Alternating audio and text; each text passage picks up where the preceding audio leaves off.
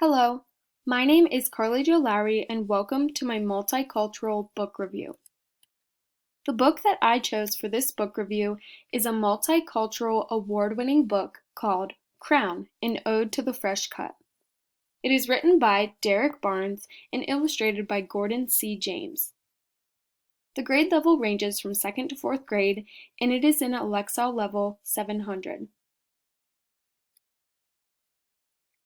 I will go through some of the different awards that this book has won. The first award is the Newbery Honor Book, which means that it is most distinguished contribution to African American literature for children. Another award is the Caldecott Honor Book, meaning that it is the most distinguished picture book for children. The Coretta Scott King Award, which is the outstanding African American authors and illustrators of books for children and young adults that demonstrate the appreciation of African American culture and universal human values. And lastly, the Ezra Jack Keats Book Award for the New Outstanding Writer and New Outstanding Illustrator, which this book has won both New Outstanding Writer and New Outstanding Illustrator. Continuing with the book support, the importance for the language arts classroom would be that it is very relatable for students. They're able to better understand another culture through culture sensitivity, and it brings the students closer together with not only their peers in the class, but in the local community, as well as going national and international. It allows them to relate or better understand what is going on in another culture. A summary of this book is that it is about all of the emotions that come along with getting a fresh haircut at the barbershop for a young African American boy. Boys will go into the barbershop as a blank canvas, feeling kind of rough and down about themselves, but once they leave, they're leaving with great confidence after getting a haircut. The language and emotions within this book call for a great inside look to young Black culture.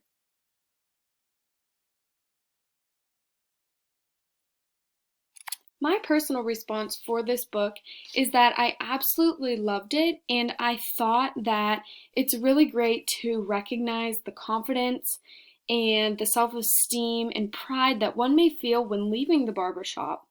I think that the author and illustrator did a really great job of showing how African American men feel about getting their hair done at the barbershop and how they see themselves when it's all finished. I found the author's note at the very end of the book to be very striking and important to read.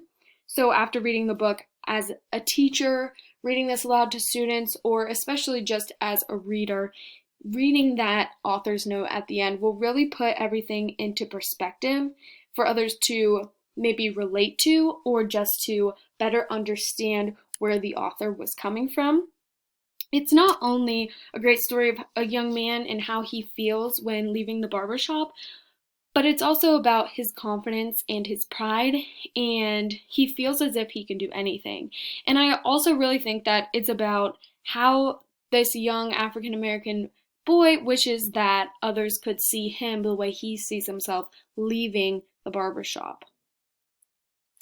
So some student connections in which this book could include would be acting as a window or as a mirror for some.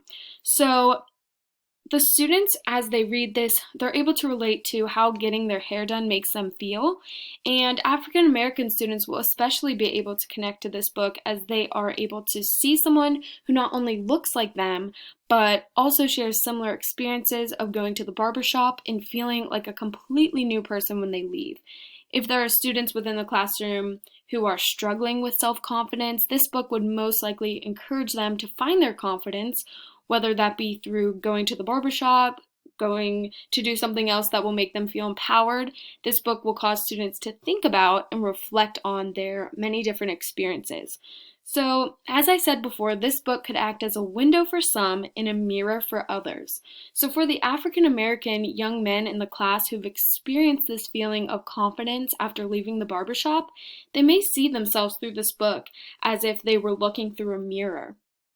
For others who have maybe not experienced this or have just now hearing about this in the culture, they're able to look at this book through a window, opening themselves up to something else that they may not have known before, seeing what is happening in another person's world or culture.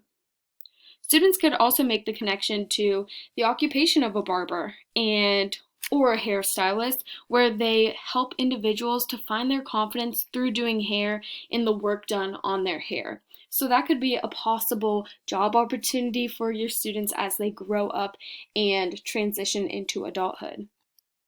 So some teaching ideas that I have from this book would be to first be a personal reflection on differing perspectives.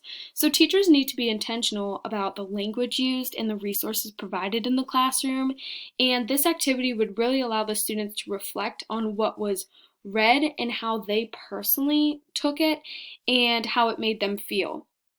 And also, I would like the students to answer the question as to why they think that this particular story was important to share, and understanding why, also going back to the beginning about the importance of this book in language arts, would also be to really focus on how it makes others feel and relating more and connecting more to the peers in the classroom.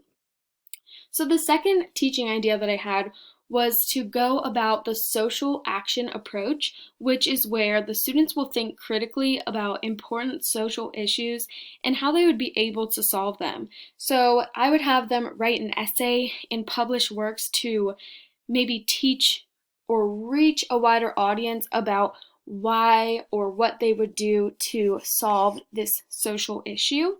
And then the third teaching idea that I have involves vocabulary, and this is through a concept of definition word map. So looking at the lexile level of this book is 700, so there are some words in there that students may be unsure of, so being able to use context clues and going deeper into the word and understanding that vocabulary would really help the students to better understand the culture and the context of that word being used.